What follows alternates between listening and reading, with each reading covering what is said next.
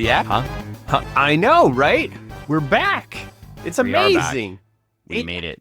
We've returned. We came back through the portal. We flew in a giant can. They don't know that yet. Oh, they don't know that. Oh my gosh, everybody. I'm sorry. Spoiler alert. Well, they might know we went to Vegas. I think we said we were doing that. Yes. But they don't know if we went to Vegas and did anything because we don't know if this podcast is coming out before or after other podcasts that indicate that we might have done something in Vegas. That's true. In fact, Greg did Yes. go crazy in Vegas. What? I know. Yeah, we went to a magic show and he ran up on stage and started throwing stuff everywhere. I was like, what? It was nuts. I was like, this is fake, everybody. It's an illusion. And I was like reaching in and I was grabbing bottles and bottles and bottles and bottles and bottles and eggs and bottles and eggs, bottles and eggs. And then I was like, all right, everybody, we're going to have some amazing egg creams because I got bottles and eggs. And I made egg creams for everybody. It was awesome. And then I made them all disappear. That's exactly what happened. I know. Matt Franco was so mad. Yeah, I didn't even say it was Matt Franco. So, Oh, well, yeah. well, we have we're just cold starting today because we Yeah. just got back from Vegas and we're both exhausted. Woo! Well, I'm exhausted. Greg looks refreshed. I am wiped out because I worked today and Greg did not. You worked. I slept. I took it easy. I had a nice, relaxing morning. I've been hydrating to get back to normal. Hanging out with my dogs. And Well, I thought you hydrated a lot during the trip. Oh, I did hydrate a lot. We drank a lot of water.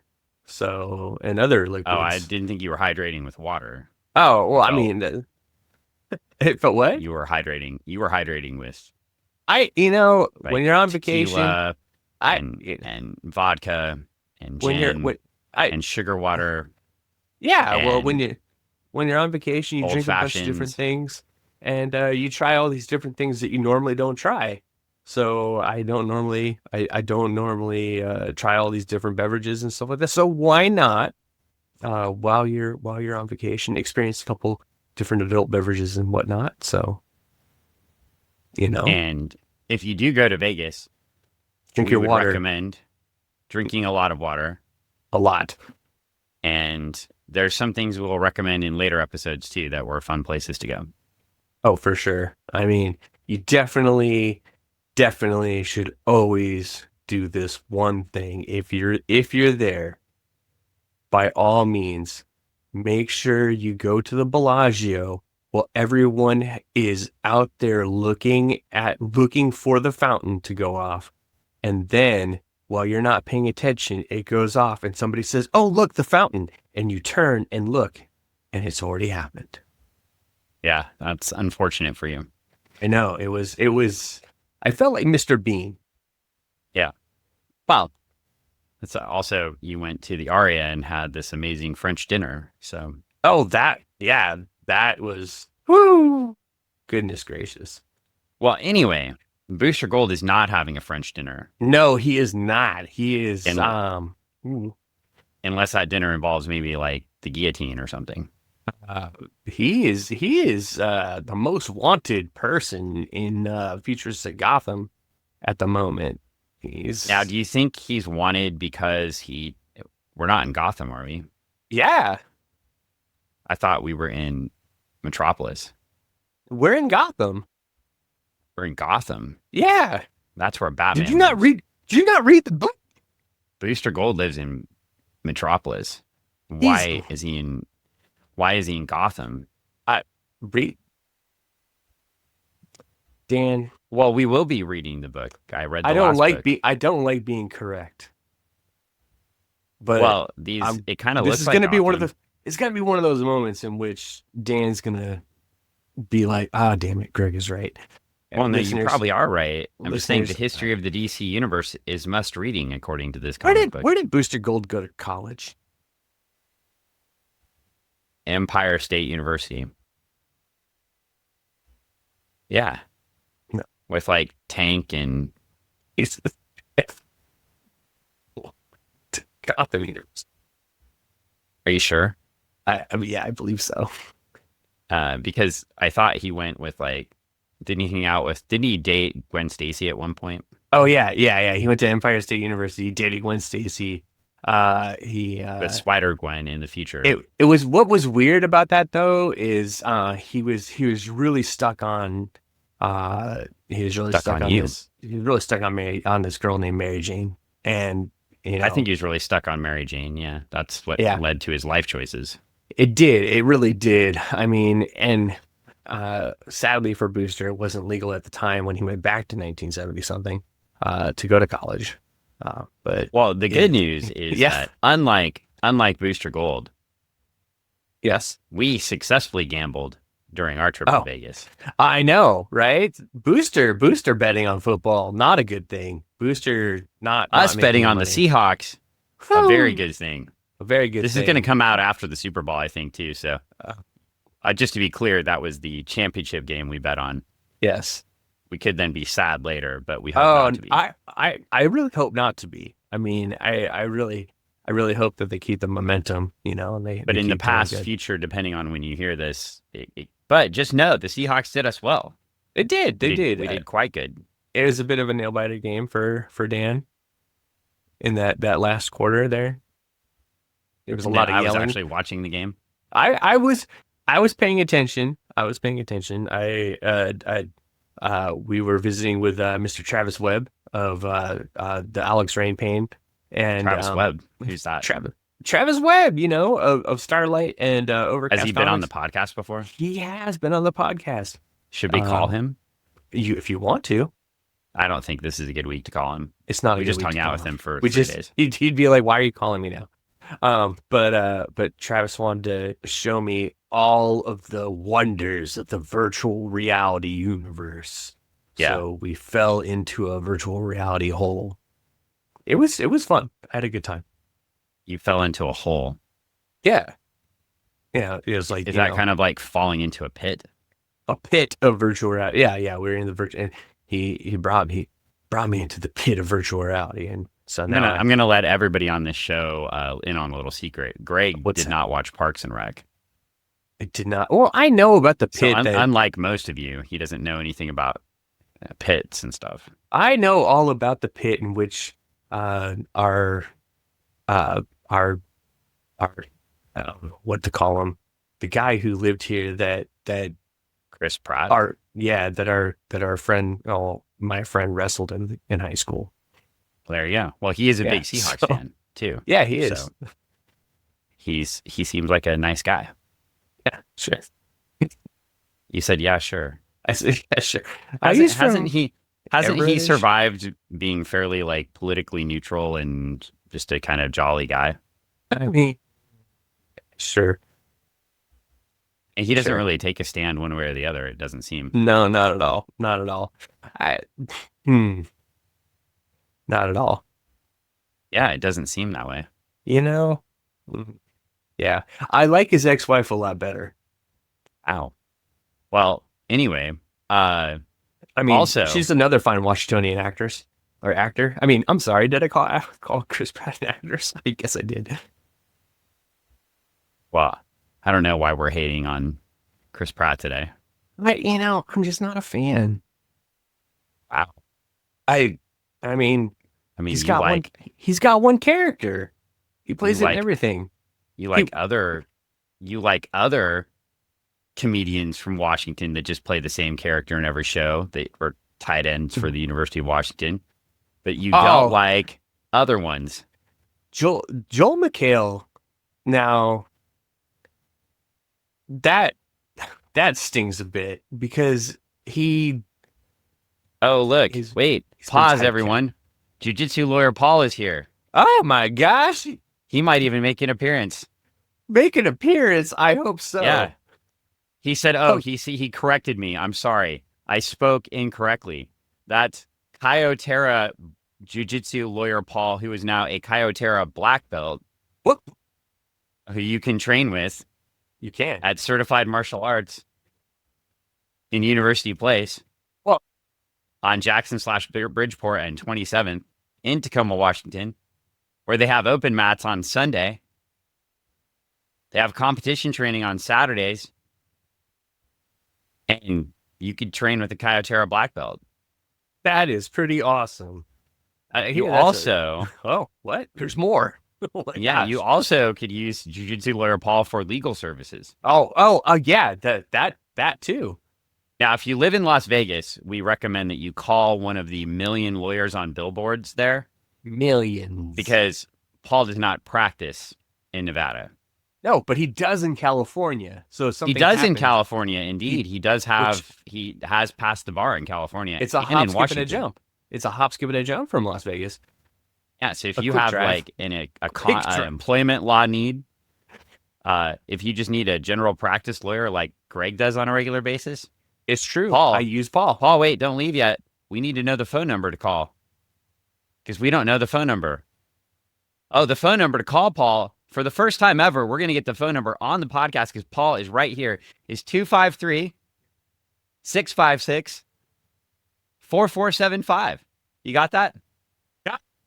Call it if you have a need for legal things. Call Paul. There you go. Better call Paul. Oh wait, Call Paul. Wait, no. That no. Shh. I'm not getting sued. Yeah. No, not Okay. no. Don't steal. So, No, don't okay. steal. Well, as long as we're getting plugs out of the way at the beginning of the podcast, we're going to cover Booster Gold number 14. But if you will notice to my right here, Oh yeah. To your right. I only it probably see a little won't. bit. Yeah, It probably won't go. Yeah. I have Trekker Volume 1 and Oh, Trekker yeah. Volume 2. Yeah. And friend of the podcast who's not a friend yet, but should be a friend of the he's a friend. podcast. By proxy, he's a friend. He's a friend But of friend myself and of a friend Starlight. of Travis. Yeah. Friend of Travis, friend of Starlight, friend of promoting things on Kickstarter, friend of showing Travis and Greg how to do books on Kickstarter properly, You're correct. Juan Randall, and also friend of the podcast because I read all of the Trekker stories. Yeah. And Trekker, The Ties That Bind, is out on Kickstarter right now. Right now, new Trekker book. You can get Jump the new on Trekker it. book. Follow Mercy St. Clair's journey. This time, Mercy faces a showdown in the stars with the fate of the Galactic Rebellion in the balance. Whoa. Oh man, I love when I'm at a show and you get to hear Ron talk about the book to someone that doesn't know about the book and just the time he takes to explain stuff and everything like that. And it's always with so much like excitement. He's done the pitch a million times, but he's always happy to explain the characters and stuff like that, break down the story for somebody, and just really he's not trying to sell them on it. He's just trying to get them. Oh, come To on. He understand. tries to sell you on it. Let's be honest. Yeah, Ron will very tactfully and stylistically. Yeah. If you talk about some of his older work, he'll be like, well, have you heard of my current thing? Ah.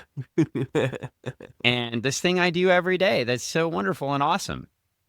And so I think that when you are looking at that, it's awesome. If you've never read Trekker, you can go to trekkercomic.com. That's TEREKKER comic.com. You can go to ronrandall.com, or you can go to Kickstarter to see the start of the book. We may even put a link for you because we like Ron that much. The other thing, I will say, though, it's not just because we like Ron that much. I love the Trekker stories that much. I have all of them. I've already backed this Kickstarter on his first day. And on top of that, if you don't know about this thing, well, Mercy is a trekker. A And her Trekker. job is to track down things. Oh my But god. her job becomes much more than that.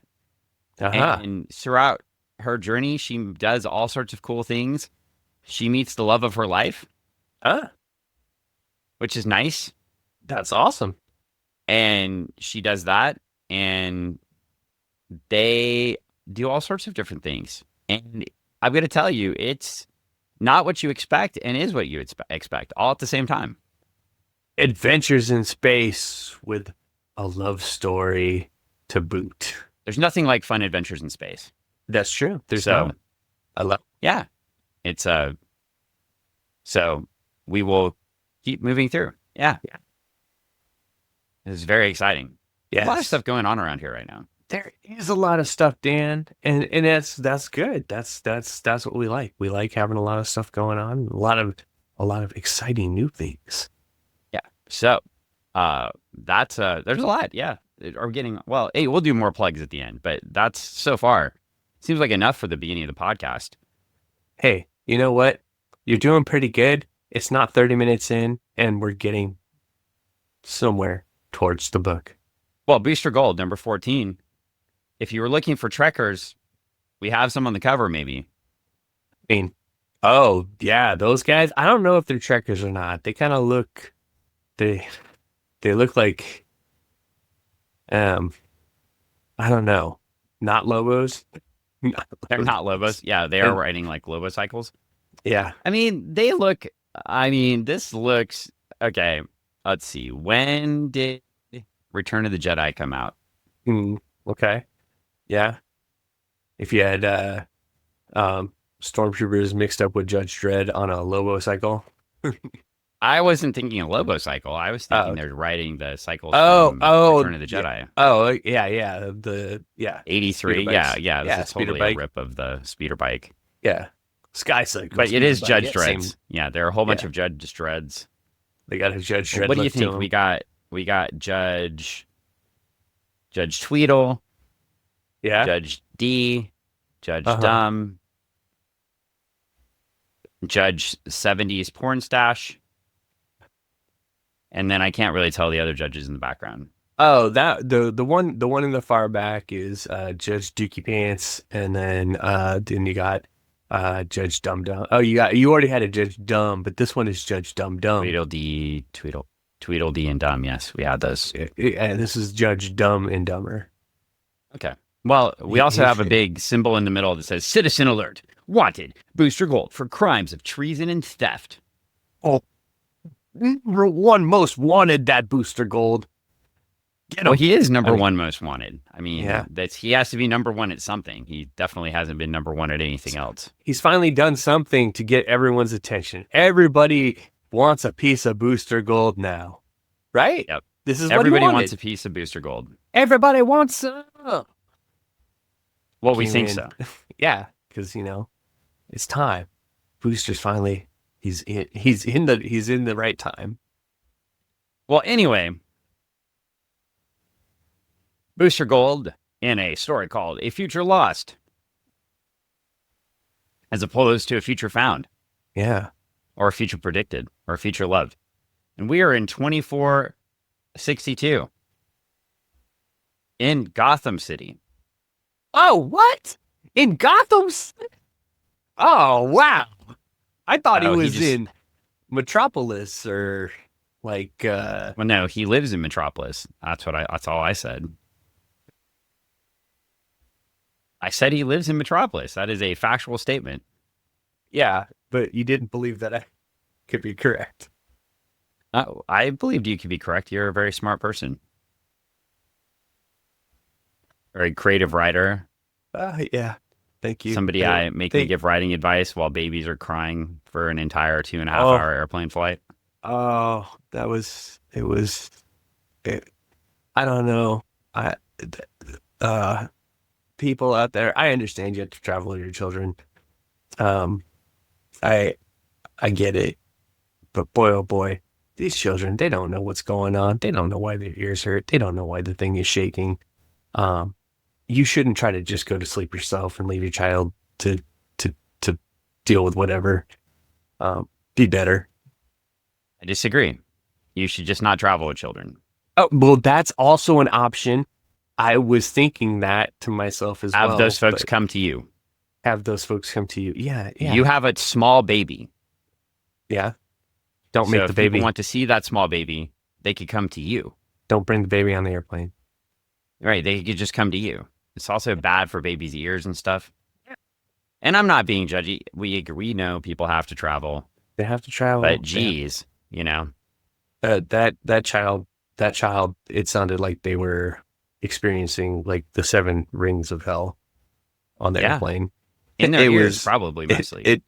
It was painful to sit through, and watch this poor child. So there we go. Well, anyway, we are looking at a lot of things happening. Oh man, Booster's taking that out on the wall with his Well, good Booster arm. He's likes gonna to have beat up the two wall. bad arms. He's gonna have two bad arms, man. He's gonna hurt his other hand now. And yeah, and Booster is like, he's at his old apartment building where he used to live with his mom and his sister, and he's beating it up. And he's really mad because it's all his fault, and his arm's still in a sling. He's just having a bad day. Trixie is in the Gold Star outfit, Gold Star. back in the background. And man, Mr. Furley is getting all mad. He's like, Hey. you guys got to leave. I'm going to call the cops, see? I'll call the cops, Carter. We know you. Trixie's like telling him to calm down. And then Booster's like, man, I'm going to get you. Oh man, Booster, don't lose your cool, bro. Yeah, he already did lose his cool. He can't find his like, mom is gone, his sister is gone. It's terrible. He can't find anybody. It's awful. It's all his fault. It's all. I mean, it probably is, honestly. I like at the end of this page, I was like waiting for the page turn and Booster to be up on top of the roof with this Mr. Furley guy hanging him over by his ankles. Where's my sister? Just like, oh my gosh, this is gonna end poorly for Booster and this Mr. Furley. Yeah, and then Booster's that heated. And the most stereotypical New York neighbor pops out of his apartment on page 3 and says, "You better let him go because I already called the cops." See? Yeah, you're messing up my time with Meatwad Master Shake. I mean, it's just good to know that in 2462, people that live in apartments in Gotham City are still wearing the exact same clothing that they wore in 29 and in 1987. Well, I don't think that Carl really ever changes, So. That is Carl, isn't it? Yeah.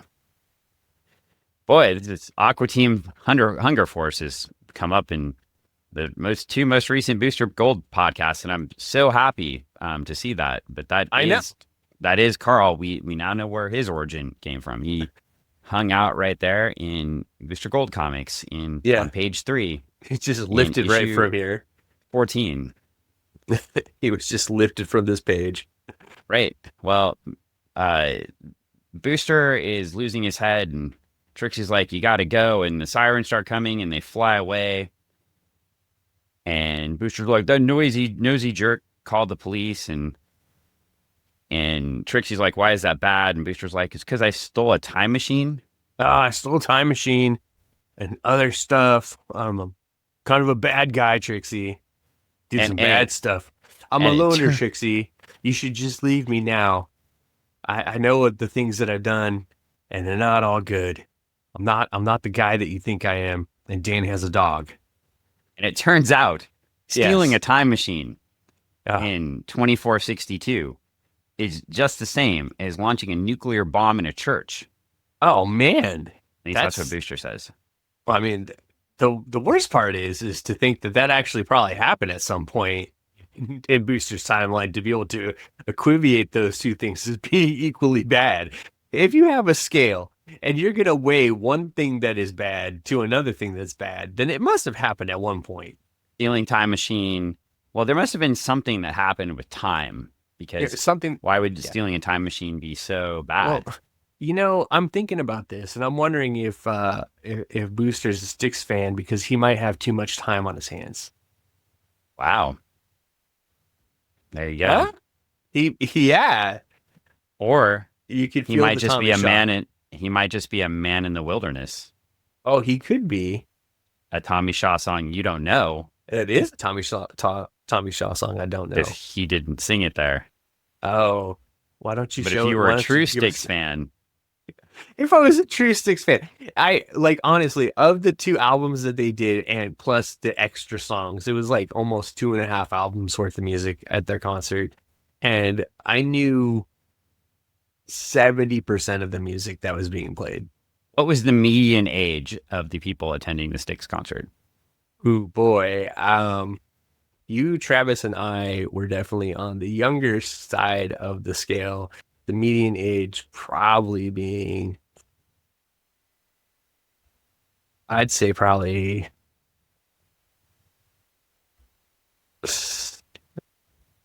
in the late 60s somewhere. Yeah, there you 70. go. See?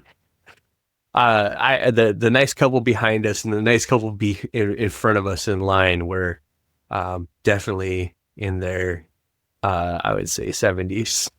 Well, we also, at the Styx concert, how crazy with this? We met a letterer Oh named wow, Brian yeah. Kolak while Yeah. getting our Styx t-shirts. He was so nice. Yeah, and you met another gentleman too. I did not know the name. Yeah. I didn't catch his name, but call out to you. Potential listener, but very cool dude. I wish I got your name. Uh, Great conversation and stuff like that. But both of you, yeah, it was really cool. Yeah, Brian Kolak. So he does a bunch of Godzilla stuff. That is awesome. I'm gonna have to go hit up the shop. Looks like a bunch of stuff for IDW. That is cool. And he also owns, I believe, I shouldn't say this, but I think it's called Stoked on Printing. Oh. So I was trying to look him up on the spot. But yeah, super. I can't speak to the quality of his work, but I definitely can speak to outside of seeing it. But I can definitely speak to the quality of the guy. A super nice guy to talk to, and just chilling out there talking. We were almost late to get started in the concert because we were talking to people. I know it Chatting it shocks up. everybody. Yeah. But yeah, it was fun. So yeah, and it was fun. And he was just like, "Oh, what is this? The hats. What is that this? you- What are the hats about? Godzilla Rivals, Godzilla Escape the Dead Zone, like Teenage Mutant Ninja Turtles, and Godzilla." I gotta go grab that. I Fun. gotta go find it. Yeah. So there we go, and that was super neat. Yeah. So yeah, it's fun. Well, we met another creator too, but we'll talk about that at a different time. Another time. Yeah. That's what I can tell you is the weekend was full of surprises. And it was definitely like you go on a trip and you never know what to expect, and it just kept it just like the slot machines. It just kept giving and giving and giving and giving. It was amazing. Booster Gold. So back to Booster. We got a 9-panel grid, my friend. Holy page 4. cats! A 9-panel is. grid. That means we're going to do some storytelling. Yes, we are. We're going to do a lot of storytelling. In fact, you better watch these men when you do 9-panel grids. Yeah. And just see what I did there. Yeah. You better I watch did. these men when you do Watch 9-panel grids. You get it? Get it? Get it? Get it? Yeah. Yeah. Are you sure? Watchmen, Do you get it? 9-panel grids. I do. I get it. Yes. You get it? Okay. I have. So- yes. Well, we're watching. Is it Jack, man. right? And Rick Jack. Hunter. Yeah. Well, I thought it was Mitt or Jack Mitt. Stop it. So we got Jack and Rip, and they're trying to fix the time machine, the time sphere, Time sphere. not the time bubble, Time time ball. sphere, and the something is fried out to a crisp. Oh man, the something. Yeah. Are they gonna find another something in their time that they're in now? They're gonna try. Okay. But I right bet now, you in the future they're just like all over the place. Just like, you could open up a microwave and They don't find have one of a those something yet. somethings. What? they don't have it. They need to get us something. They don't have it yet. They probably, but they could go anywhere and they could just like open a microwave and that something is probably they're using it to make the microwave work. So or like a water filter. something. Yeah. Something. Okay. Well, anyway, they Maybe go Rick looking. Hunter's the one who has too much time on his hands. They go looking, and they're both wearing leather jackets, Yeah. Twinsies. and they're walking around really super cool. They look like they're in a gang. well, leather jackets really never go out of style. That's true. They don't. As we found out when we went thrift shopping, we found the most epic Mr. Furley leather jacket. Man. We were both fighting over it. We were like, oh my God, I want it. And then Dan tried to put it on and it was comical because It wouldn't fit over. It fit the rest of me. it wouldn't fit over your arms because Yeah. it's too damn big. It wouldn't fit over my arm. It wouldn't fit over my shoulders. It wouldn't fit over it. It fit. Okay. The skinny part fit. That fit. That Yeah, made me feel good. So, but but you work out too much, so it wouldn't fit over your muscular body, Dan. It wouldn't. So, Yeah. and then I realized after Dan tried to put it on, there was no way that my other body type, which is not muscular, would not fit it. It actually hurt my shoulders to put it on. I was like, Yeah, no, "Ow." you said, "Ow, I'm stuck." I found you another jacket while we were there at that place, and you did not like it. So, well, anyway, they're Yeah. walking around and they see a news bulletin. All citizens are asked to be on the lookout for this man spotted tonight in the Highbridge sector. Michael John Carter, former college football star, suspected of stealing a time machine from the Space Museum several months ago. Carter, who also stole some weaponry at the time, is considered armed and dangerous and is not to be approached if you should spot him. Please alert the police immediately. And now, a word from from, what is that? Pepco Cola. Oh, okay. Pepco Pepco Cola. Cola. Oh, wow, that's a new company. Yeah, it's kind of a combination of all the colas into a name. All the colas, yes, to Pepco. I like that bottom panel. Uh-oh. Uh-oh, spaghetti. Rip and Jack Well, are just like, huh? Booster is upset, and him and Trixie are now falling around. So this book kind of just vacillates between Trixie and Booster's adventures in time, and Jack and Rip's adventures. So so it looks like they've been found by the judges. Oh no, they're gonna get judged because they got because they even say like, hey, we got the right to shoot them on sight. We don't have to shoot them now. Ask questions later. They got that kind of good worker. news. Yeah. Good news. They destroyed the time bubble. So no, they are stuck now. yeah, how are they getting home? That's This impossible. sucks. That's When I saw know, that panel, I said, no. if anybody can't tell that this is the day after I came back from a trip based on the number of Juliet appearances. Oh my gosh. Dan is wearing a dog now. Yeah, it's I mean, the dog is the most entertaining part of the podcast, so let's be honest. Yeah. I mean, you assume that, people come for the funny book and the forensics of the podcast, but it's really if you have video and you come for the dog. Yeah, I mean, it's true. I mean, some people are saying she's the best dog. So I hear. I hear some people are saying. Yeah. I mean, it's out there. That's what the folks are saying. 9 out of 10 dentists agree that Juliet is the best dog. Yeah. Oh, that's good. So, and it's 9 out of 10 dentists. 9 out of 10 dentists agree? Dentists. Dentists? Yeah. 9 out of 10 dentists. Okay. So dentists. 9 out of 10 dentists say that Juliet is the best dog. Well, I mean that's probably also true. Okay. I just haven't heard that. Oh, well, that's what I heard.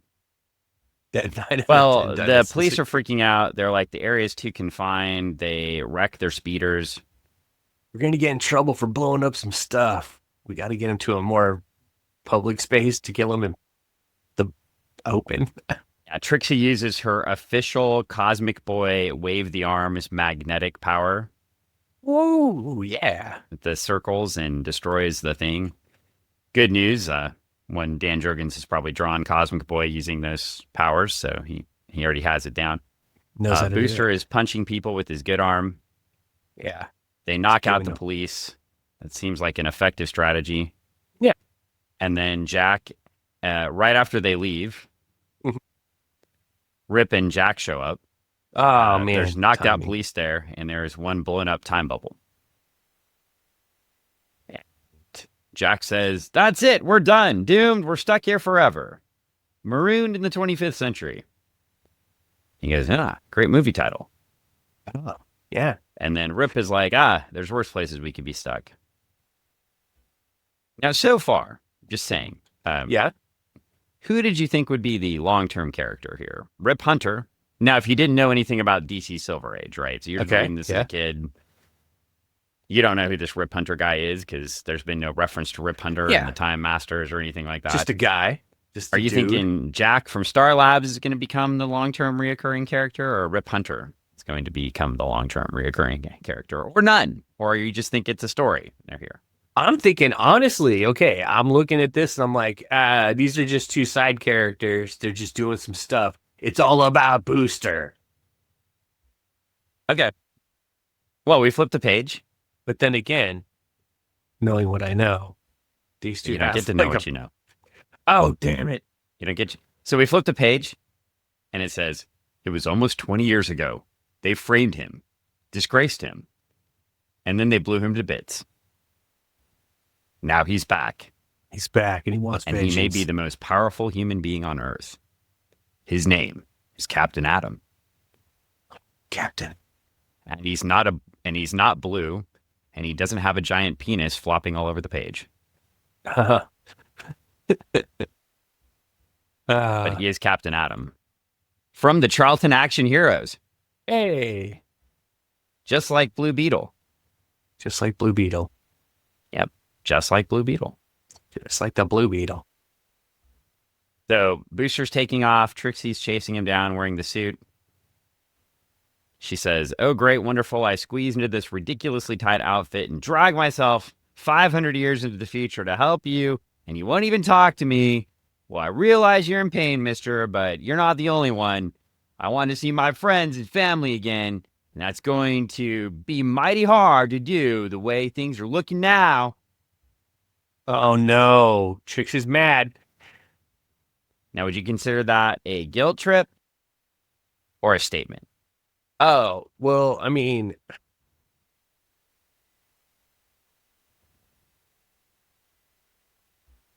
it's a guilt trip statement.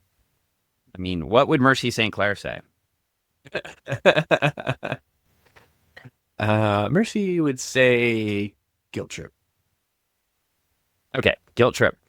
Well, the guilt trip works because he does start talking. He starts explaining things. She's like, "Oh, we should go to a doctor," and he's like, "We can't do that." He's like, "Our first priority is to find Jack and Rip," and then they keep talking, and Trixie's like, "I know," starts making jokes. Maybe we should put ads in the classified. She's trying to lighten the situation up a little bit. And she said, well, seriously, though, why don't we just go to the police and explain everything? And maybe they'll just help us out. And Booster's like, "You don't understand. I'm a thief. Did bad things, Trixie. I'm a loner. I'm a bad guy." I'm a bad Trixie's- dude. Trixie's like, you're going to sit around and rot in some yucky jail here. What are we going to do, Booster? How are you going to get us home? They hug, and he's like, "I wish I knew." Ooh. Now we flip the page, and we get the With the moon coming up in the Gotham distance. has like the way they draw this is like Gotham City has like some. Or no, we're not in Gotham anymore. We're in We're not in Metropolis. Gotham. Oh, they're Actually, I don't like that. I think it should have shifted. I was about to literally say the way Gotham City is drawn, it's still drawn like Gotham City, but just with some future things around it. Then we get a building in Metropolis that's kind of done the same way. I kind of wish like Metropolis had been drawn up like to be a little bit more futuristic, whereas Gotham still looks old. Because in the future, like the Legion future, Metropolis basically just expands to go over everything. So the whole like East Coast becomes Metropolis, basically. I mean, maybe something happened that they couldn't. They're just like, they're where they are. Maybe it was the Great Disaster. Maybe they had to rebuild a little bit. Maybe it was Jonah Hex's fault.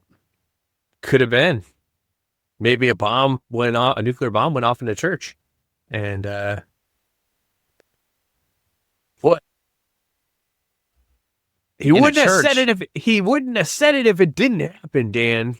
Okay, that's fair. Maybe that's what started the Great Disaster. You can't put it into it's Chekhov's gun. You can't put it in Chekhov's gun. Well, the Gotham branch of the police are like, we're going to take care of Booster. We've found this guy matching the descriptions. We're going to send out the animal. Oh, the animal.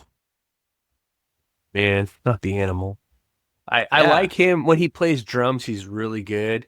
But when he's not playing the drums, he can get kind of wild and all that Well, red what you fur. see is he's Yeah. sick and tired of the Midnight Express, and he's going to take out that terrible, terrible Jim Cornette. Well, tell Oh, him, Hawk. oh man. It's not either of those animals. No, I don't think it's either of those animals. Oh, okay. Well, But they send out the animal.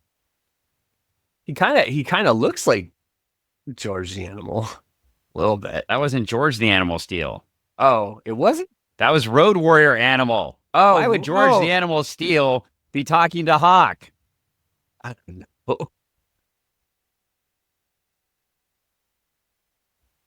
George the Animal Steel doesn't really even talk. Yeah, well, that's why George the Animal Steel and this guy are very similar. They don't talk. They got bald heads. Well, the scientists, Yeah. the scientists do what all scientists do when they need to find an answer to a problem in 500 years from now.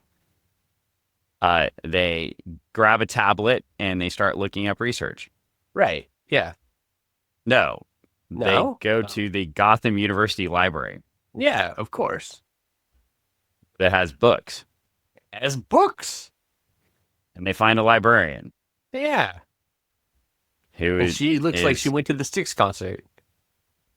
or she either went to the Styx concert or she is a significantly aged Annie Potts from Ghostbusters. Oh, maybe now I think she's the ghost in the library. Is the significantly aged Annie Potts in real life didn't look like this. But if you No, took not her at all. character, if you took Janine from Ghostbusters, she would have looked like this. Yeah, probably. Annie Potts still looking like very, very good. Annie Potts is a national treasure. She is. She's and hilarious. Like I watching a new show with her in it, and was like I'm trying to think. I can't think of the name. The show is very much like Northern Exposure, set on the East Coast, I but think she's Annie a Potts could wild become the ant. Betty White, Oh the yeah, next like Betty White type. yeah. She's got good range. She's hilarious, and just I, you're right. She's a national treasure. She And really she's going to is. keep picking up more things as she ages because her humor style is timeless. Yeah, yeah.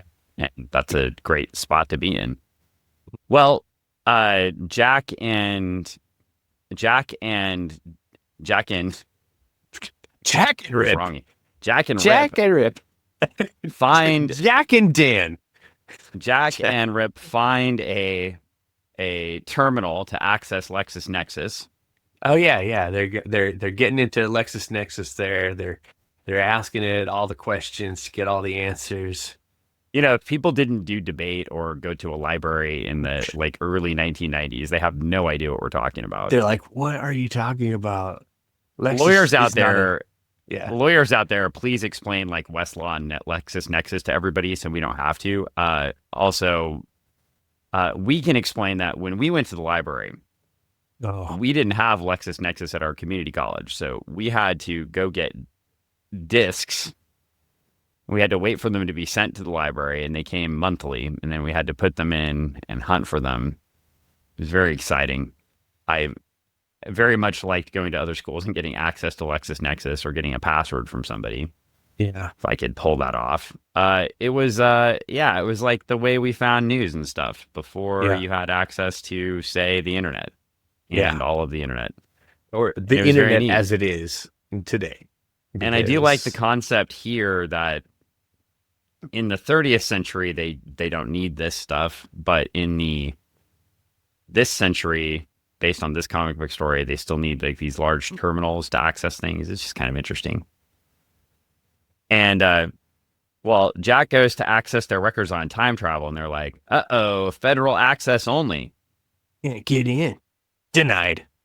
And Rip concludes, and this is why Rip is such a brilliant time traveler. He concludes that apparently time travel is considered a government secret. Oh. Not surprising when one considers the consequences of time machines falling into the wrong hands, like Rip Hunter's. No. bad stuff can happen, people. Wait, And you so, said falling into the hands of Rip Hunter? yeah, Is he a bad guy? I don't know. He do bad things, Dan? Well, they started doing some research back in 1986 and they find out, you were right. Data lost due to a nuclear conflict. Holy crap, everybody. In DC Comics, that was known as the Great Disaster. A So great disaster that's happened. that's how they. Well, that's how they would. It was a. I mean, so it came out of Kirby because Huh. that's how you got uh, the Last Boy on Earth. Yeah, yeah. You got Commandy, right? Yeah. But so they kind of used that, but then they kept using that concept. So like the Legion didn't have to account for things that happened between the time and the time. And so Yeah. as time went forward, DC could just say, well, if they changed their universe or whatever, oh, well, the Great Disaster didn't let them know what was happening. So they couldn't, all the They records wouldn't were have known. lost. Yeah, it was just a writing device and they used it lots of places and used it when it was convenient. So Yeah. here it was very convenient to use.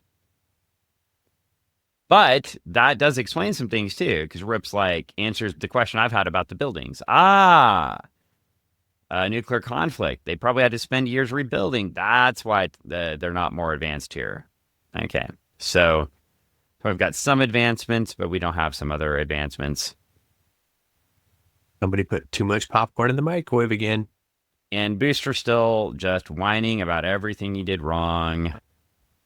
Did It's everything. like, we got to get some clothes. I made my mom die. I got to find my sister. It's terrible. I'm a terrible son and terrible human being. And while he's standing there, he gets tapped on the shoulder and somebody says, freeze.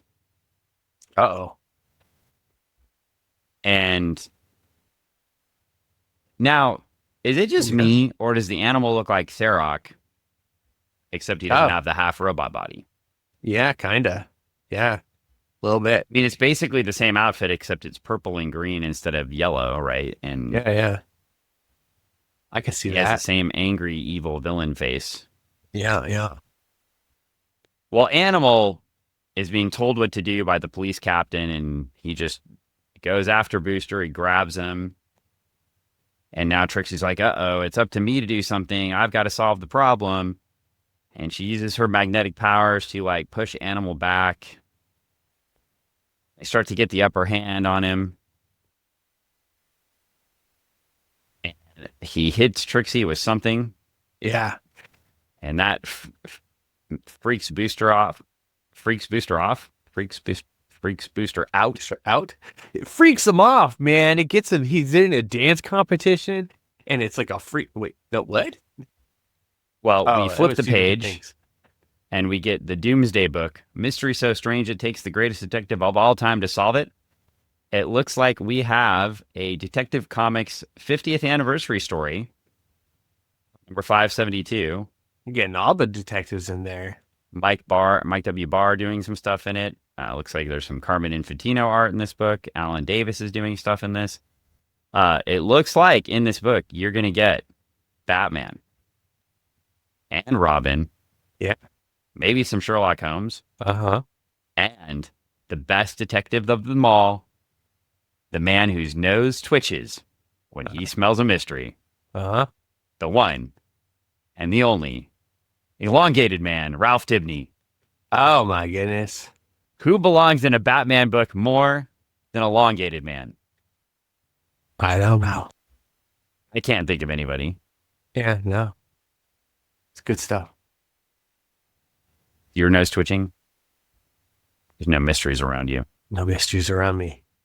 Well, Booster intelligently, because Yeah. when I think of fighting skill or fighting style, planning, thorough processing of the brain, and intelligence, I think of Booster number one.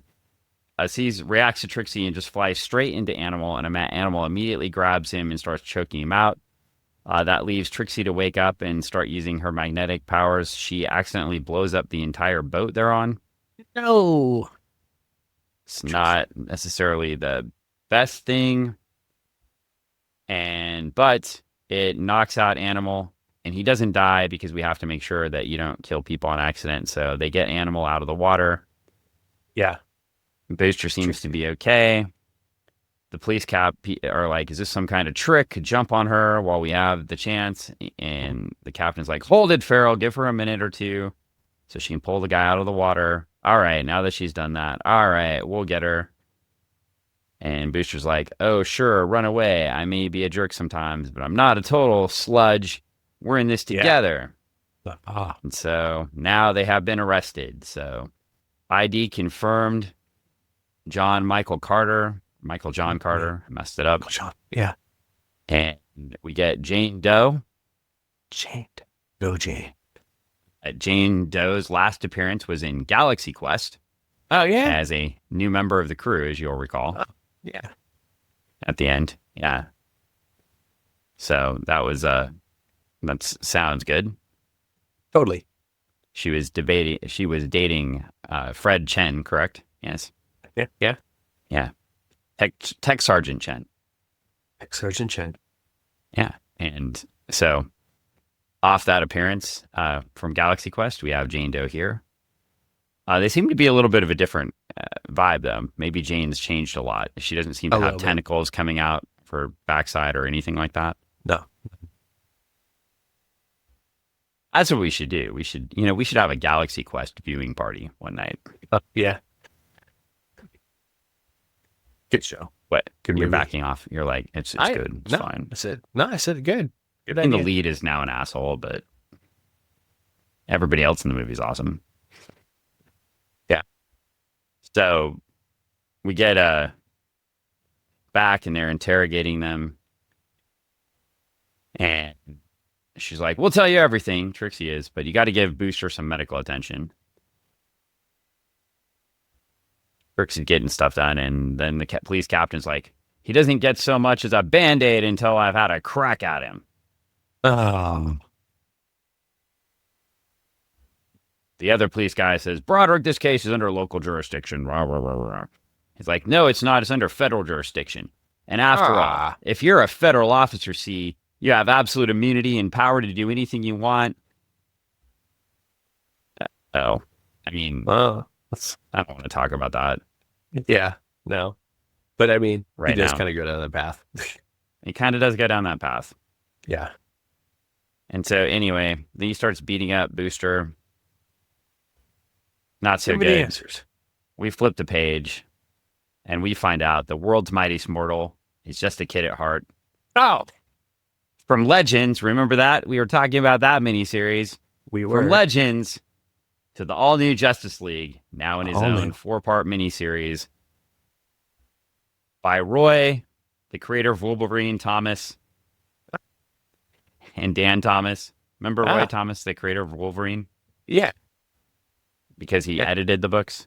Yeah, and his music's good, too. Yeah, it's good. I keep dogging on Roy Thomas, and I shouldn't. I keep making this joke about the Wolverine thing. It really annoys me that he said that, but I need to stop dogging him out on it because he's done so much for comics history and stuff like that. Yeah, I have tons of his stuff. I don't know. That comment just made me really mad because it just seems so out of character for him too. I mean, and I don't know him. I've never worked with him. So for me, I'm reading all this stuff from a historian, from a writer I've read growing up, from knowing he was an editor at DC. And then every time I see his name now, I'm just like dogging him out for that one comment he made. Goodness gracious. You hold to it each and I every do. time. Well, Tom Mandrake helped with this one too, so we got some cool art at least. Anyway, Shazam, the new beginning, because we can't have Captain Marvel because we let the copyright lapse or the trademark lapse, and Marvel picked it up and made their own Captain Marvel, which was genius. Shazam. We also get come join the DC universe for just 75 cents a month. Or That's less. a steal. You can have your favorite heroes come to your door. The first subscription is just $9. But remember, the more you order, the more you save. If you order 2 or more titles, you can receive your comics delivered for just $8 per title. Whoa. Dun, dun, dun. Oh, man. So, do you know what you could buy right now? If I bought all these back then, a lot. You could buy a lot of comics, yeah. Yeah. And these were the newsstand books. So that's why you get like Tales of the Teen Titans, Tales of Legion. So these weren't the direct sales books. So it is interesting, by the way, not confusing at all.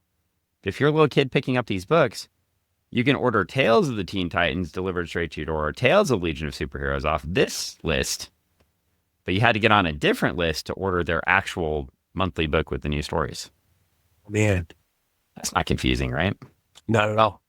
Why is this book so different than the one that I was getting before? Adventure of the Outsiders, too, so they're doing it that. Well, it was back to that whole thing about that approach, right? That direct sale approach. And then, yeah, it did make it. Also, that whole taking your before top 2 selling titles and then just making shit really confusing for them, like making them difficult to get. It doesn't make a lot of sense unless we were talking to this. Actually, I'll just say the creator's name, but we'll talk about more about him later. We were talking to a creator with his first writing credit at IDW last month, Alan Wu. Not IDW. Or not IDW, sorry, Oni Press. Oni Press.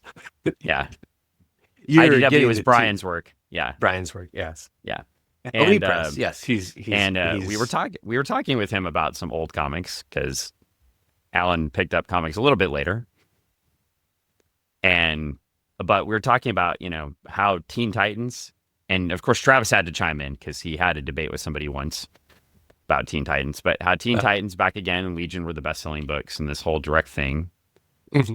And but we took it from a different angle. It wasn't just my normal rant about taking things direct sale. It was like, well, if those are your top 2 selling books, did they want to reset the universe so their main IP properties could then go center stage, right? So, after Crisis, they put John Byrne on Superman, they put George Perez on Wonder Woman, Batman's already rolling after Batman's rolling after Dark Knight Returns, right? So the tension on the character again, and then she'll have the Jason Todd call the number thing, which I don't know if that's great storytelling, but did get attention on the character, right? Right.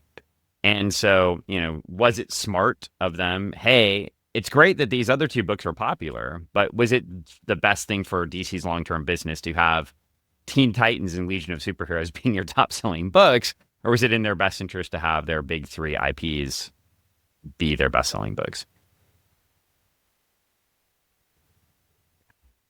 And then they're going to relaunch Flash, a couple years?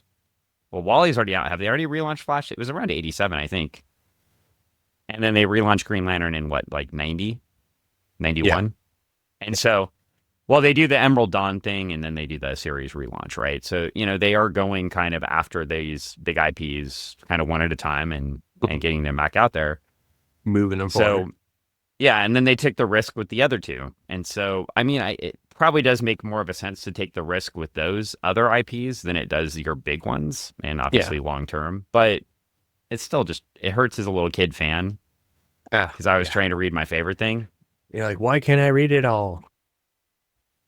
And why can't I easily get this stuff? And why do I have to drive 45 minutes, but 40 minutes to go get a comic book now? And, anyway, it took, it also got me into comics because I started going to a used comic shop and looking at all the old comics. So, there's side benefits of it too. But, it's just, I don't know. I've always wondered if it was the right strategy. And we were just talking, we weren't the only ones to bring it up, but Alan brought it up as well, for the first time in 30 years. So I've confirmed it now. DC-ish years, DC outsold Marvel Comics in 2025. And, hindsight, I think it probably was the best strategy maybe to get those IPs back out there, but it still didn't ultimately put them ahead in the comic book war. And Marvel still held the lead for a long time. Held the lead for a long time, for sure. So it didn't necessarily work. And they're trying. I think that we'll see what the future holds. That it might see a little bit of a pivot with readership and other things like that as the future past unfolds. Future or the future of now future? The future of now future.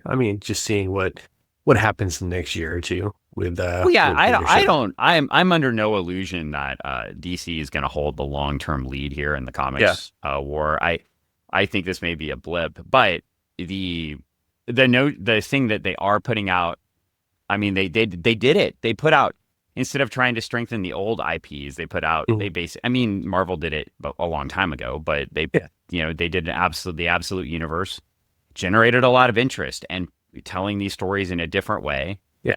generated interest in putting a change on these characters and introducing them in a different way. And while personally, I would love it if it wasn't absolute Batman and absolute Superman, but we actually had new characters and new stories out there, right? Like it Like wasn't just absolute spin on. Jonah. Yeah, I don't want absolute anything. I want I would love it to be like a new property, right? Yeah. That took off. But well, that would be my preference. But again, we were talking about this. I dog on Scott Snyder because I don't get his writing, but clearly everybody else does. And he's done some really great things. It was fun to talk to. I said we'd talk about Alan some other time, so we'll introduce who Alan is later in more detail. But it was fun to talk to another creator because I'm of you, Travis, and I'm reading the most new comics. And Right. so Alan's reading new comics too. Mhm. And so it's fun to talk to somebody about new comics because he's like, "Oh, this is really good," and I'm like, "Oh yeah, it's really good." And it was because I'm always talking, "Oh, well, Mark Wade's doing all this stuff now," and you and Travis are kind of like, "Mark Wade is doing new stuff," and Alan was like, "No, the Mark Wade stuff is working, right? Yeah. And Yeah. the Scott Snyder stuff is working." And of course, he mentioned Dan Mora drawing like every cover. I think the Oh first yeah. thing I said when I said DC is like, and Dan Mora, the artist for DC, right? Like Yeah. drawing, Yeah. drawing so much. But it is neat to see these creators pop. And I've mentioned Joshua Williamson too, who will also be doing the new Legion series. Hooray!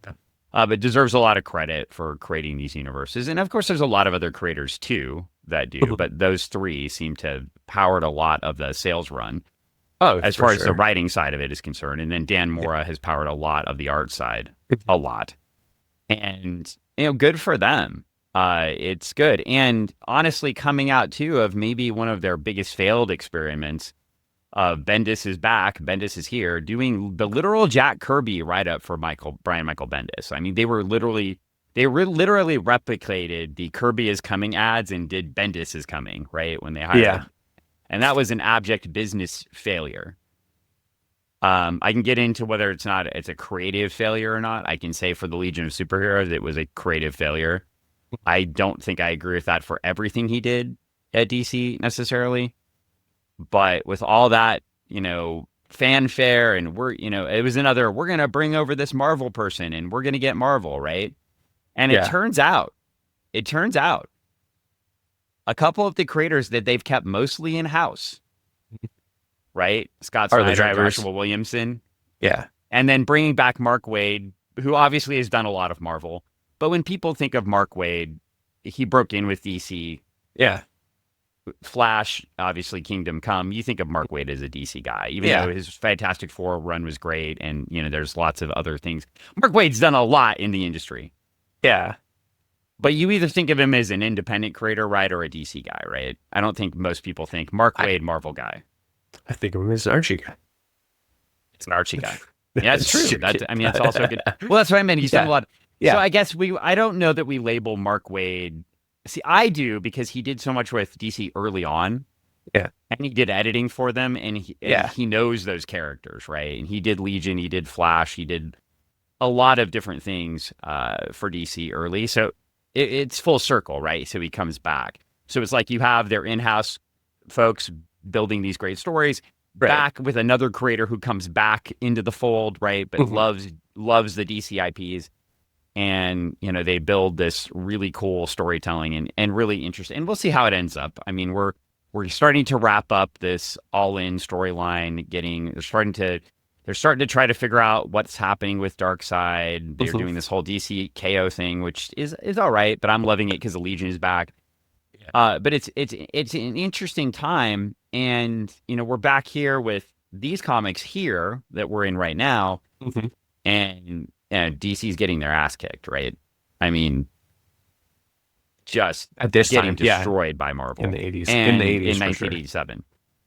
Well, I And think like one of the things too that's also driving is the fact that they're putting out other products that I say products, other things that drive people to find their comics. So anything in their movies, in their television, video games, anything like that is driving So people back to now, the comic. Yeah, right now that's what's been well, I feel driving it like back in the DC last has 5 done years. a well. Okay, so here's where they finally did it right, though.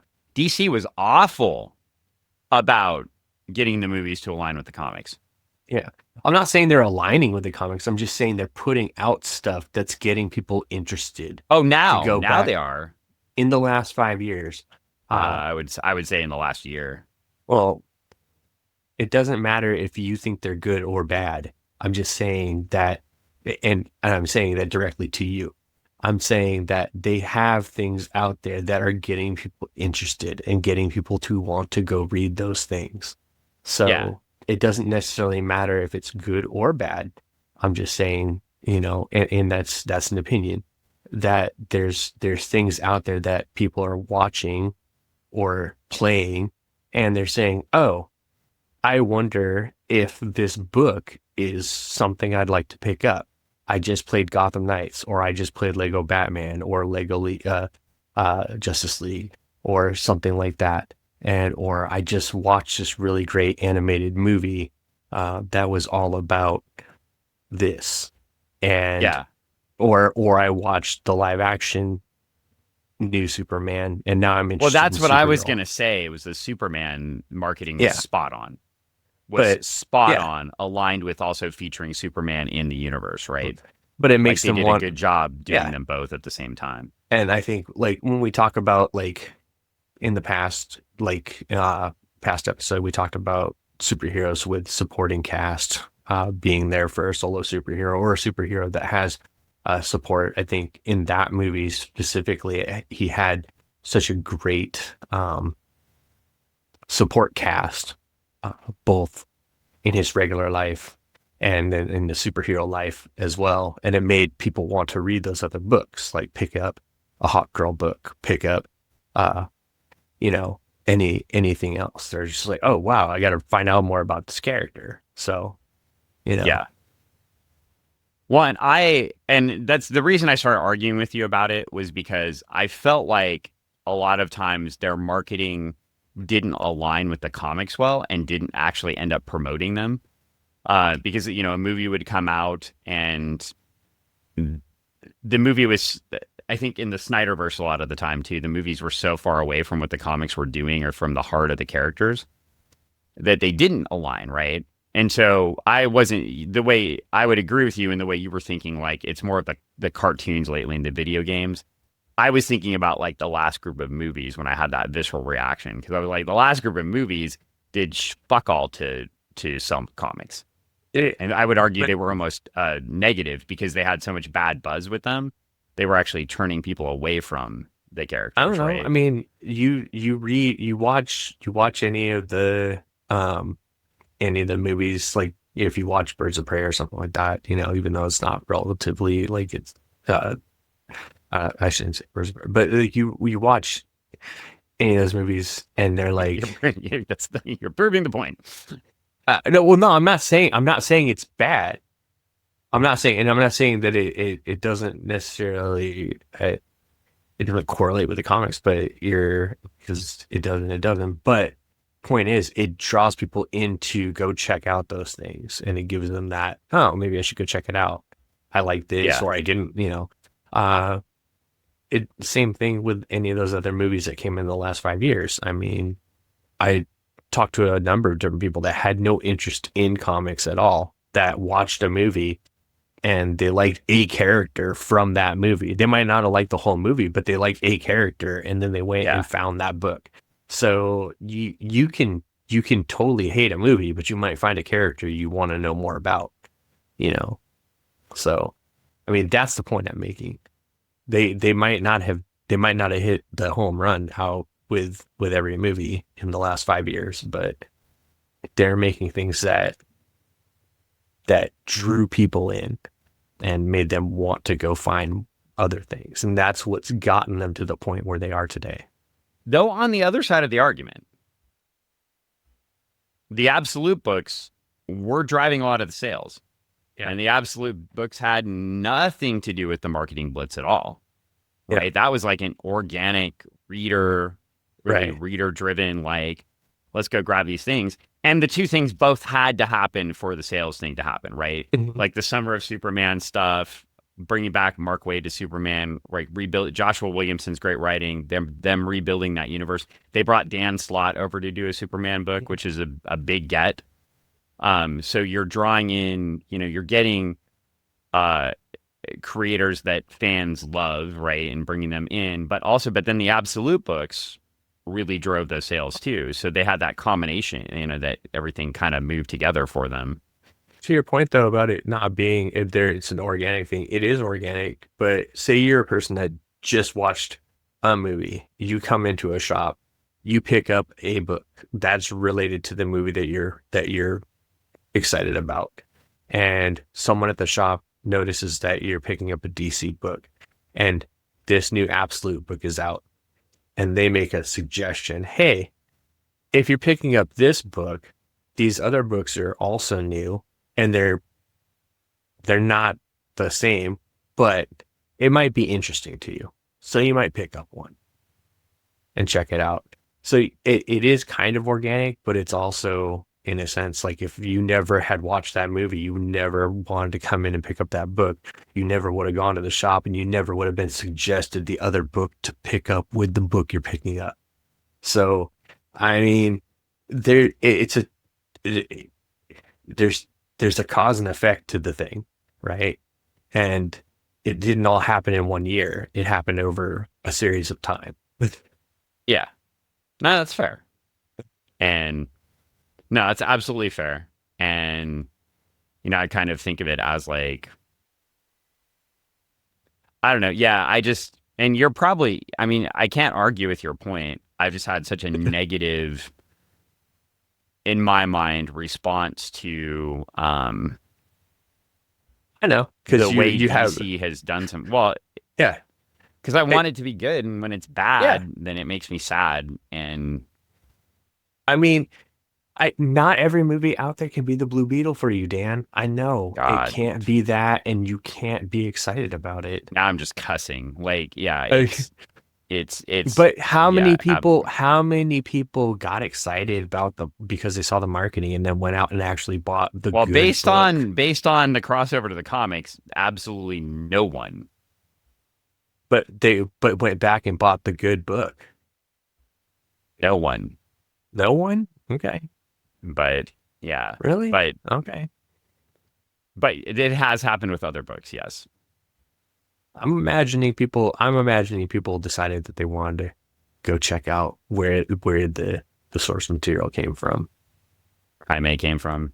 I wish Yeah, more did. I wish more did. I'm sure they did.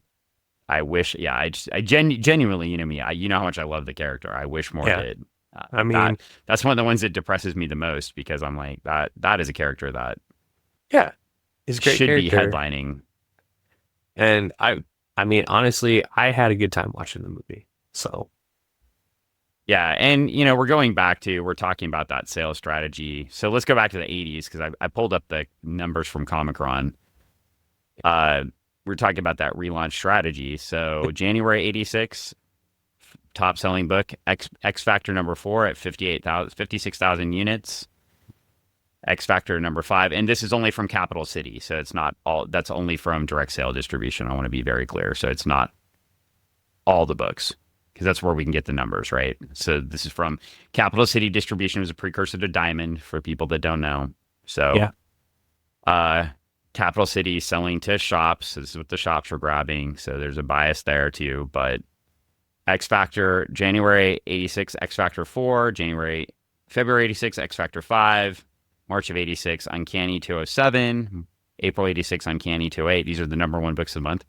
Surprisingly and kind of crazy to me, I guess because they've made a number one. May 86, Classic X-Men, a reprint book.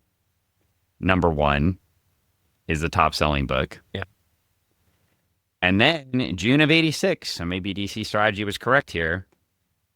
The Man of Steel miniseries, Man of Steel number one, Yeah. top selling book in 86, selling 125,000 copies direct sale, which is over double any of the top selling books from the first 5 months. July 86, Man of Steel #3, top selling book. They were coming out twice a month. August 86, Man of Steel #5, the top selling book. September 86, Superman Volume 2, #1, the best selling book.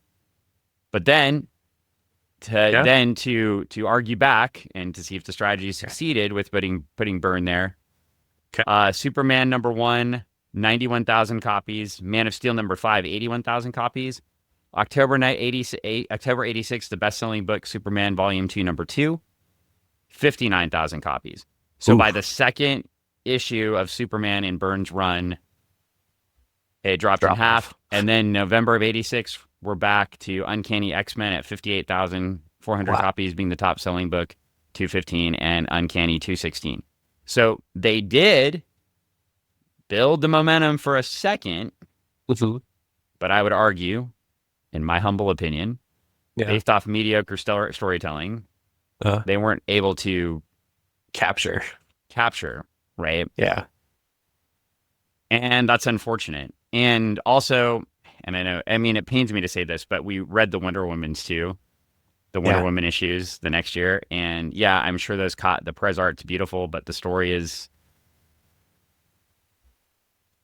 It's a lot.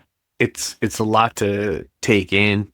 And if that's not what you want to do, if you're not looking for a meal, you're just looking for a sandwich, then, it's too much.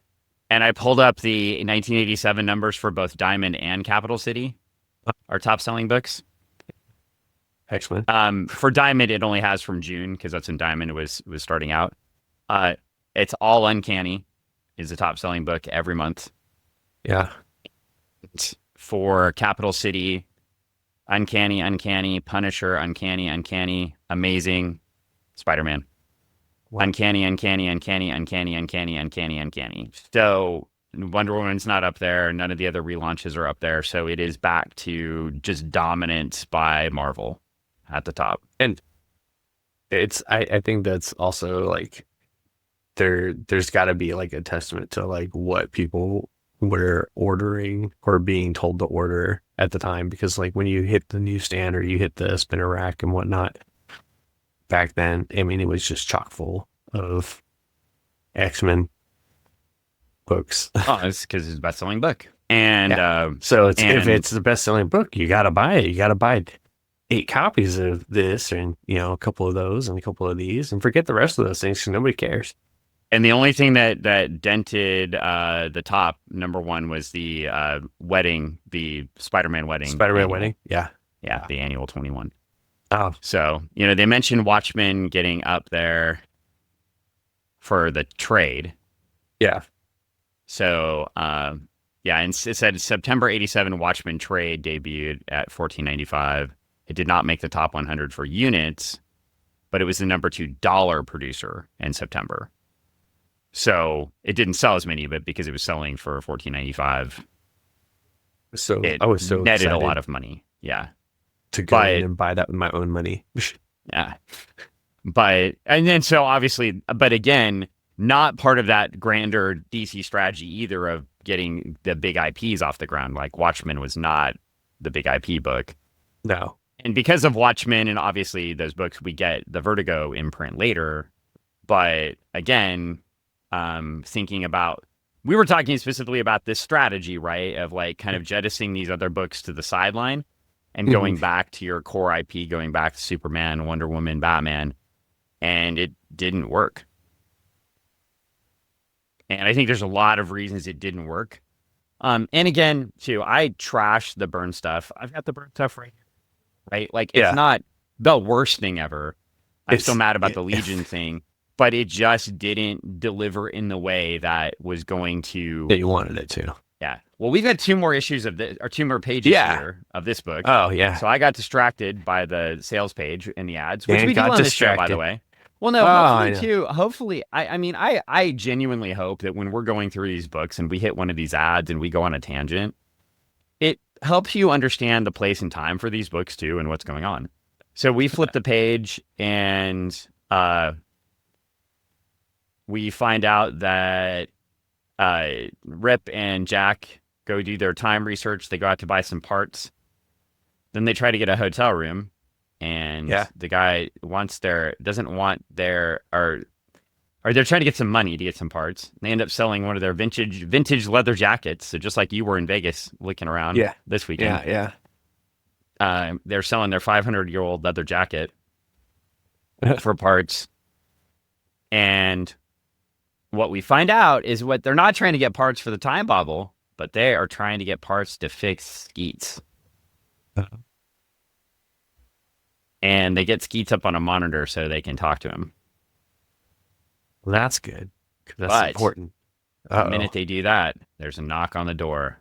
Oh no. And as you know, you never open a door unless they have a warrant. I don't think in this time those cops care. Just We will saying. find out next Sure. issue. They may have a Yeah. warrant. You don't know. We Yeah. don't know.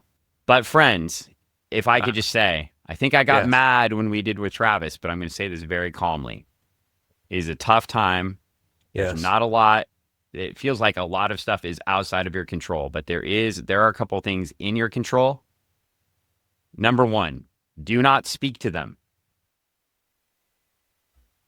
Do not speak to law enforcement. Do not speak to ICE. Do not engage them with anything verbal because they can use that against you. Your right to remain silent is a preeminent right in the Constitution. Don't give that up. It's why people are using whistles, other things. Don't give that up. Number two, make them break the law. If somebody comes to your house and they don't have a warrant, do not speak to them. Do not let them in. If they break down your door, they're violating state and federal regulations. Just don't. That's my public service announcement for today. I'm not going to get too mad. Just like we are in this issue. You know, if you don't want to give up your rights, there's your best way to keep your rights. Very true. Very true. And It's I'm our going to public say, service announcement for the day. Mine. as a add on to your public service announcement, as you're correct, we are in tough times. We are in days that feel very crazy, and sometimes you need something that's uplifting. As most of you know, we do partner with Project Nerd, and we don't talk about it enough sometimes. But if you're looking for something to give you some levity and some inspiration, go check out Project Nerd. They are doing some great work.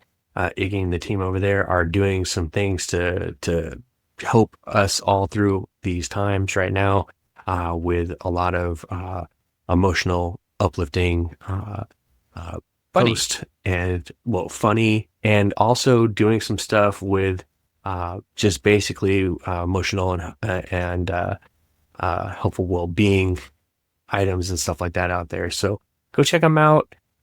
Check out what they've got out there, and use them as a resource for some of your day-to-day stuff that you might need. But definitely, like, we try to post fun memes and stuff like that on there to keep you going. But there's a lot of other good stuff too. Other great content to be found on their website. So Yep. check out Project Nerd. And on that note, Yeah. we have one last thing left to advertise on this show. What is that? Well, there's two things actually. Number one is this.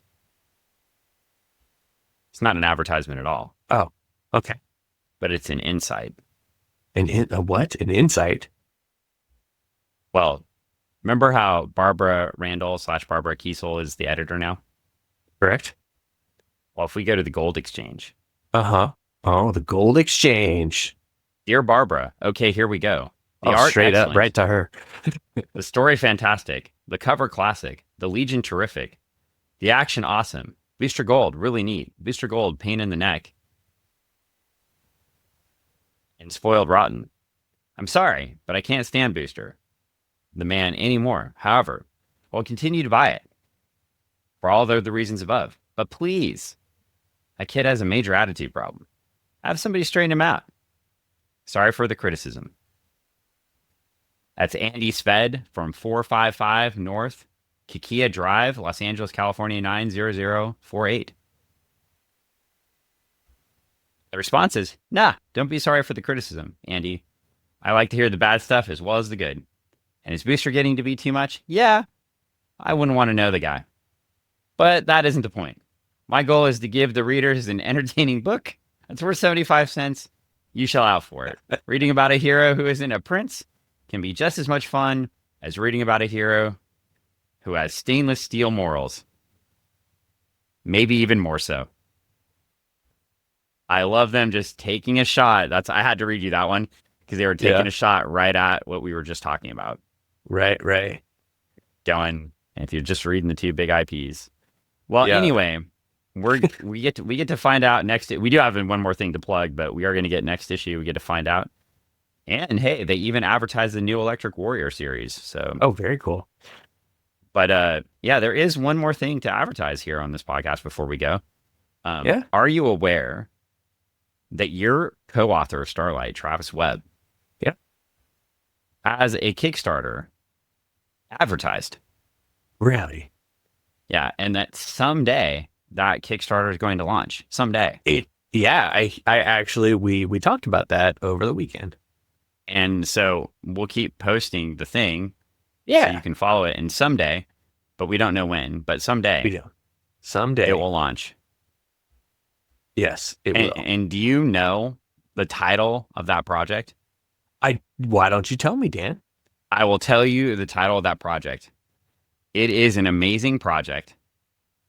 It's called Cyborg Prodigies, Nemesis, and the Launch of the Dial-Up Internet. A book about cyborgs. Oh, okay. I hear it's a real fire starter. It is a real fire starter, like good to go on the fire. Good to go. So yeah, you can if you're interested in that book, learning all about how cyborgs took over the dial-up network prodigy we were talking about a few episodes ago. Yeah. Very interesting and fascinating book. Oh. I'm sure Travis is very excited about how he wrote this one. I can't wait to read the script. Deep dive into the history of the early internets. I can't see Brett's renditions of just a teenage Travis right there typing on Prodigy. It would be like a 90s version of Alt Catch Fire. Yeah. Alt Catch Fire was such a good show. See? So, you get ready for that book. If that sounds interesting to you, you can click the link in our thing, right? That is what the title is in the book is about, right? No, it is not. It's not. It's not. But follow along, check out the link. It'll bring you right to the Kickstarter wait page, and you can read more about the Alex Rain story. And this is why we're not allowed to have sponsors, because I never get the copyright. Yeah, well, that's why Ann was like, thanks a lot, Dan. I'm just joking. Wow. I'm joking. Fine. We won't talk about the Retro Emporium on Meeker Street, in Kent, Washington this time. We won't talk about living your childhood. I mean, we only had an advertisement for the entire podcast, so I didn't feel like we needed to bring it up this time. But as long as Ann's throwing shade. She wasn't throwing shade. You know what the best thing about this, and this is where we're going to end the podcast right now. Yes. All right. Okay. I just want you to know, Greg and I went off to Las Vegas. Yes. And I suggested to Ann that she watch some Heated Rivalry while Greg is gone. Uh-huh. And Ann didn't just watch Heated Rivalry, but she binge watched Heated Rivalry and loved it. She thought it was a very good, well-written, great show. And so, just so you know, now drama. Now the Heated Rivalry fans in this podcast relationship outweigh the non-Heated Rivalry fans, because we can't do the show unless Ann lets us. So she counts as part of the podcast. And there we go. It's 2-1. I will say this. It was funny because as soon as you got in the car and you guys started and you're like, did you watch? And she was like, yeah. And then like the whole ride home was just you two talking about Heated Rivalry. As we should. It didn't stop. As we should. Well, on that note, we have been on here for 1 hour and 29 minutes, mostly because I spent 20 minutes talking about comic sales and DC's failed strategy in the 80s. And as you Booster do. Gold, part of those failed strategies, unfortunately. Because What? we're starting to get really good books with a really good editor. But do you want to know, as we log off, do you want to wait till next week, or do you want to know Booster Gold's year-end sales number for 1986? Oh man. Oh, it's I not think we there. should- Sorry. It has to be 1987. So this is going to be including the ones we're just starting to read. I think we might have to keep the listeners in suspense. Come We'll back keep it next in time. anticipation. Yeah, come back next time to find out where Booster Gold fell. Yeah. I think we're going to have to look at a single month probably. But yeah, Yeah. we'll see where Booster Gold fell to in the rankings. Oof. In the rankings. Because I keep boy, oh looking boy. down. I keep looking down. I keep looking down. I keep falling. I keep falling. I keep Ollie. falling. Well, I keep there's Blue falling. Beetle. Past Blue Beetle. Legion of That's why he needed a Blue Beetle to pull him Superheroes. back up. Here's one I will tell you. 87 Yeah. in the diamond, so this would have been direct sale, right? Legion was the top selling DC book, or second selling DC book in 1982, 83. Yeah. Legion of Superheroes going to direct sale only is now number 60 Well- in June of 1987. Oh, Again, boy. if I'm going to go through these numbers and prove the strategy, Yeah. sigh. Boy, oh boy. Well, anyway, that's it. We're going. It's bad. Goodbye, Legion. It's unfortunate. It was sad to see you go, but we're right here with Booster Gold anyway, so Yep. it's all fine. All right. Bye. Have a good one, everybody.